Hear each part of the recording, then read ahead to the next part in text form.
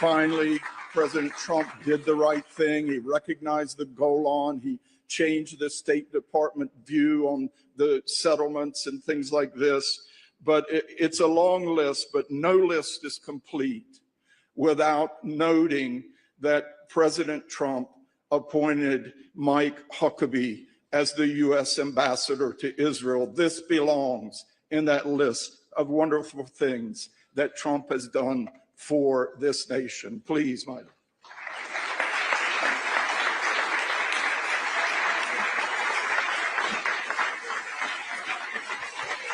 Thank you, Gary. Thank you.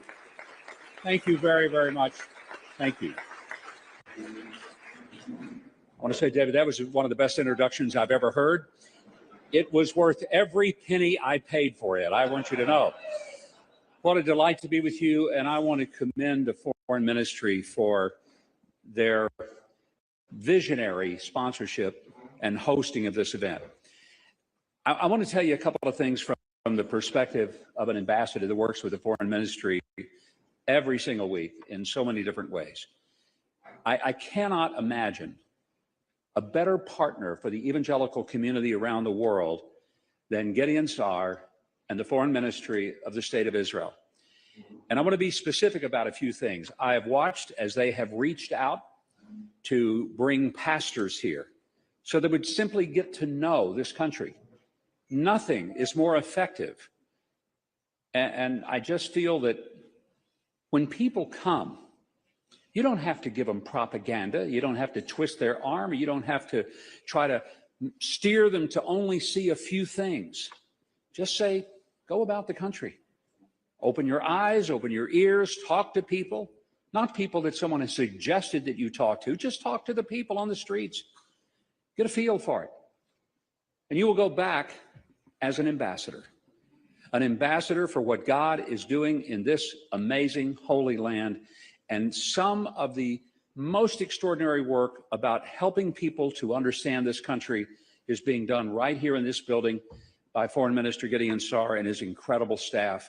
I know you have appreciated them, you have expressed it, but I want to say it from the perspective of someone now who lives here and who works with the Foreign Ministry. And I want to say that it's such a privilege for me to be able to give some specific examples. This morning early, I got up about 5, and I was looking through my text messages, and I had one from a longtime colleague of mine when I was at Fox News in New York. And you would know her name if I told you, but I'm not, because I don't want to somehow break her out here in case somebody might want to be upset with her question. But she asked me this question. She says, I'm hearing all of this very, very tragic news about how Israel is treating Christians. And the media keeps telling me that Christians aren't safe in Israel and that they are not welcome there. They're not treated well there. And I sent back to her and I said, well, first of all, you and I have both worked in a news operation. And we understand that while we like to think we always told the truth, we're living in a world where there is a lot of fake news. And I want you to mark this down as fake news. And I told her, I said, not only is it a very safe place for Christians, and I feel totally comfortable living here. I play bass guitar in my church praise band every Sunday. Nobody gives me a hard time about that. I don't get arrested by the government for going to church or being a part of a church. I've never had someone spit on me. I've never had someone heckle me, other than my wife. She does. No one else. I've been coming to this land for 53 years as of next month. My first trip was the summer of 1973. And I'd been here over 100 times before the president sent me here to be ambassador. So I was pretty familiar with Israel. And it was not a shock to me to understand the culture, the lifestyle, and I didn't need a tourist map to find my way around. But in all of those years and all of those trips, and now having lived here for a year and a half, I just can tell you that I can't think of any greater welcome that I could have received. and not just from the official channels of the government, but from the people on the streets and everywhere I go in this country. I'm amazed at the reception that people have toward me, knowing full well that I am a Bible-believing evangelical Christian. It does not offend people.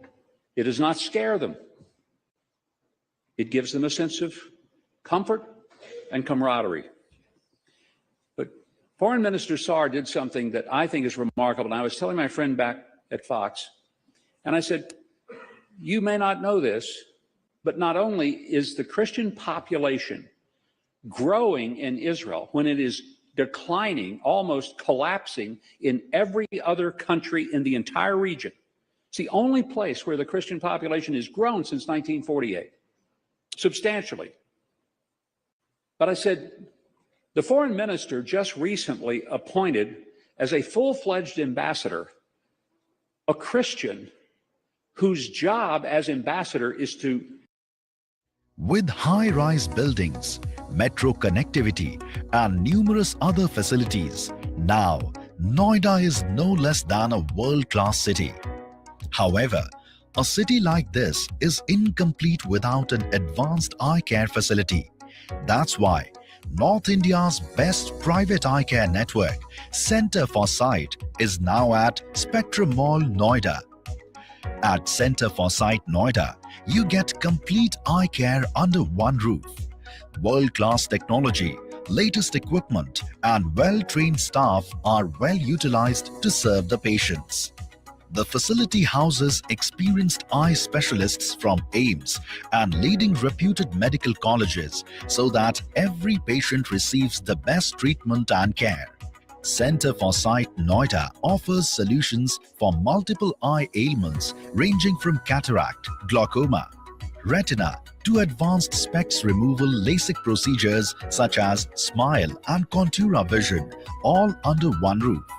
Not only that, you also get 100% genuine medicines from the in-house pharmacy. We also have a CFS Vision store in this facility with diverse options to choose from, including the leading Indian and international brands to help you see better. Here we are offering you the complete range of refractive surgeries from LASIK, iLASIK, SMILE and Contura under one roof. You can come here and avail the facilities according to the need of your eye.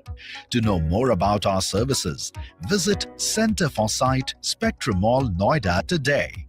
Center for Sight. Every eye deserves the best. उसका वो आंखें, उसका वो आवाज,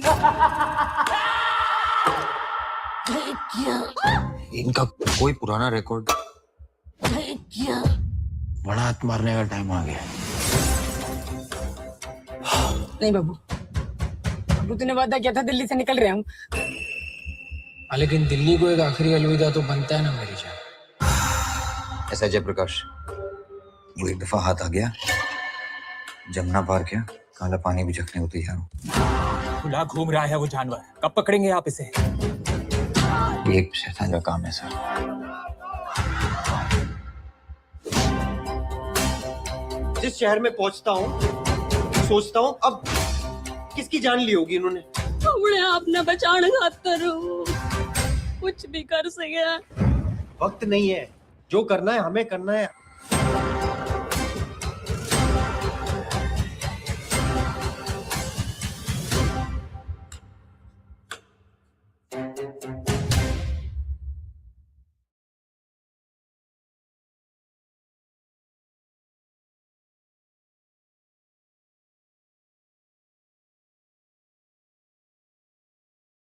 Provide outreach to the Christian community. I said, I don't know if you thought about this, but nobody, not just in this region, certainly nobody in this region has said, let's reach out to the Christian world. But the United States does not have an ambassador to the Christian community.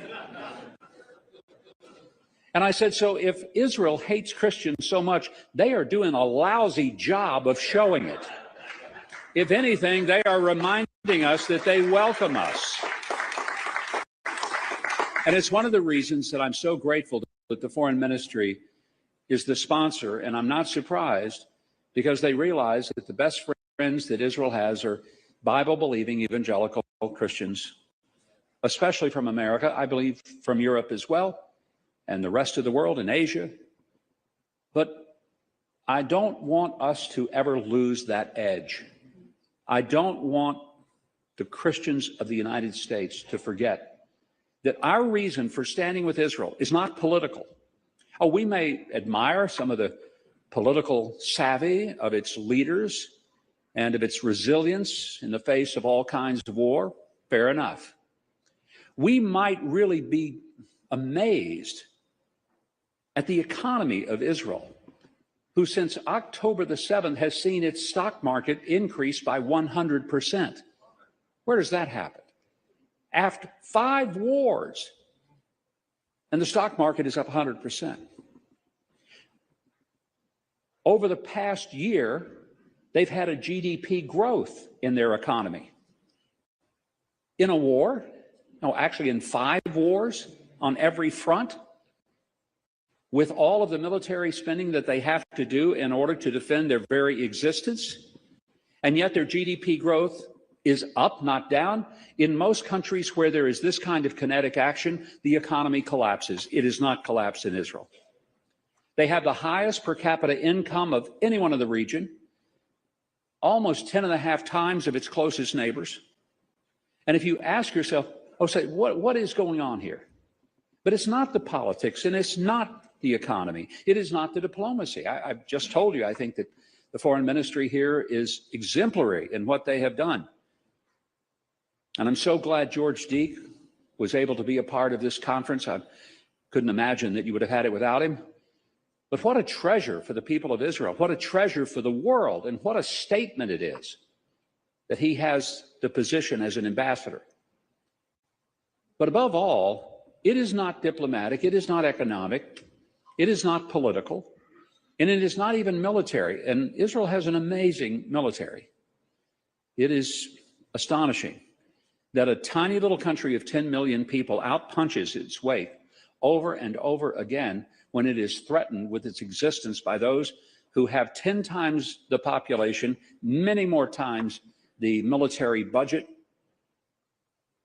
And yet, it doesn't just survive, it thrives. So, is that what the secret is? And I would say to you, no, it's none of that. The secret is that 3,800 years ago, God told Abraham, I'm going to create a people, and you're it. And I'm going to put you in a place, and this is it. And this is going to be your place, and I'm going to give you a purpose, and you're going to fulfill it. And it doesn't matter who rises up against the children of Abraham, Isaac, and Jacob. And it does not matter how dark sometimes the night may get, because as it says in the Psalms, joy comes in the morning. And we are living in a land that is able to exceed what it should be able to do, whether it's the military, the economy, diplomacy, agriculture, technology. And the reason is none of those things. The reason is because God Almighty put his hand on the land, and because God himself has said, this is how you will know that I am God. And I believe we see it from the Bible.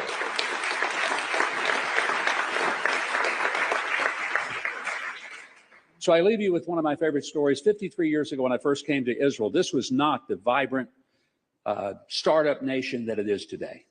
It was like a third world country in many ways, struggling, having a difficult time, everybody fighting against it all the time, trying to destroy it. And I was here just before the Yom Kippur War, although I didn't know that was about to happen. I might not have come had I known that.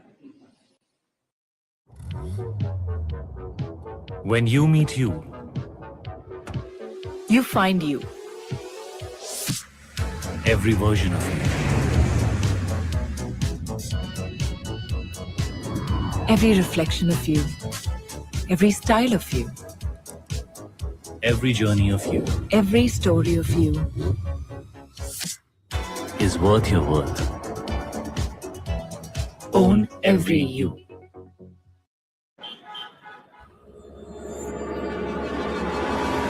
हमारे चाहने वाले हर सफर में हमारे साथ होते हैं, इसलिए flix बस बना रहा है हर सफर safer. 24/7 traffic control team, 15+ pre departure checks और वेरीफाइड ड्राइवर्स के साथ फ्लिक्स बस, हर सफर safer.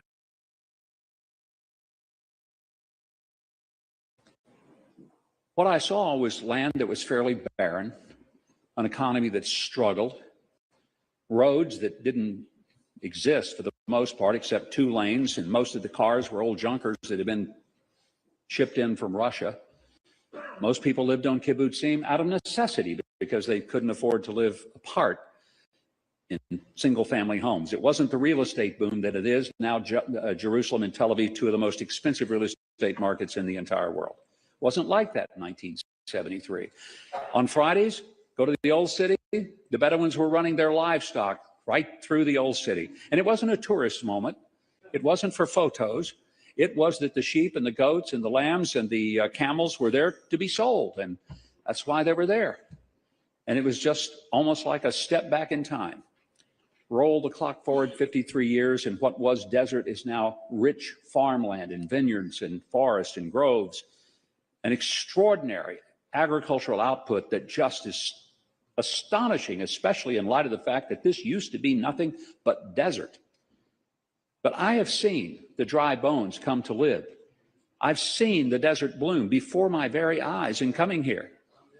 And I know there are those who would give it all to just human innovation and human hard work. And yes, there's a part of that. The Israeli farmer that bought some acreage down in the Negev, he purchased the land and there was nothing there. I mean, it was just rocks and sand. It looked like the desert of Arizona. But he worked it hard.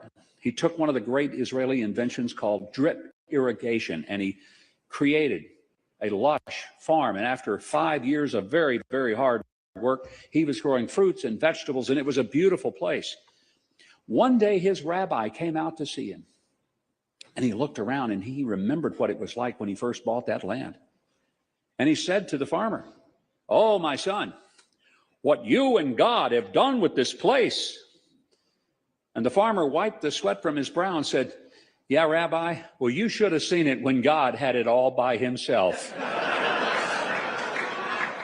Now, there's a little truth to that story, but I want you to know that the resilience and the hard work of the Israelis, combined with the hand of God, have given us one great reminder that he is still on his throne. His word is true. And when everything else fails, we can trust the Bible, and we can trust the heart and the hand of Almighty God to keep every promise that he has made to the Jew and to the Christian. He will keep those promises. There's no such thing as replacement theology, because to think that means that God would break his promise. And if he breaks it to the Jew, he breaks it to me as a Christian. I want a God who keeps his promise. I believe in a God who keeps his promise. And I'm glad to be in a land where we get to see the promises of God every single day. Thank you all. God bless you for coming to Israel. Make it one of many, many trips that you are here. Thank you.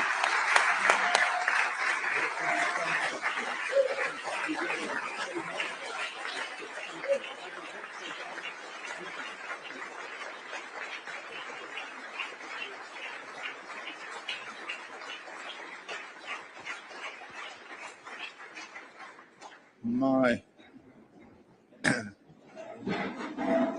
he's been here a year and a half already. It's just going too fast. It seems like he just got here yesterday in a way. Okay, we are going to have the Jerusalem Conservatory of Music and Dance, the 2 dear sisters and their colleague, play once again for us. And afterwards, my colleague Nick Hansen is going to come and lead a panel discussion. Okay.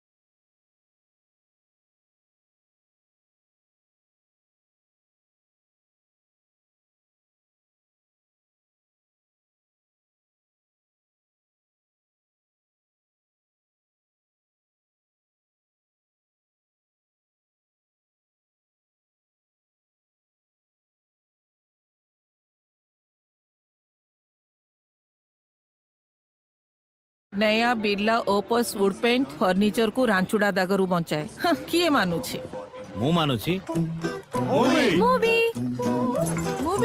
Movie मूवी मूवी मूवी मानुछि जीए भी लगेला सी मानुछि नुआ Birla opus wood paint furniture को रांचुड़ा दागरू बंचाए सेथि पई तो एहा अटे नुआ जुगर नुआ पेंट